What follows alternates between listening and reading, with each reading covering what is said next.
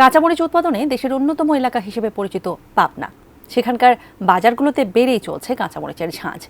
পাবনার ট্রাফিক মোড় বাজার থেকে আরও জানিয়েছেন সহকর্মী রিজভী জয়। কয়েকদিনে আসলে যেই টানা বৃষ্টি চলছে এবং সেই বৃষ্টির কারণে কিন্তু বাজারে কাঁচামরিচের সরবরাহ অনেক কমে গিয়েছে।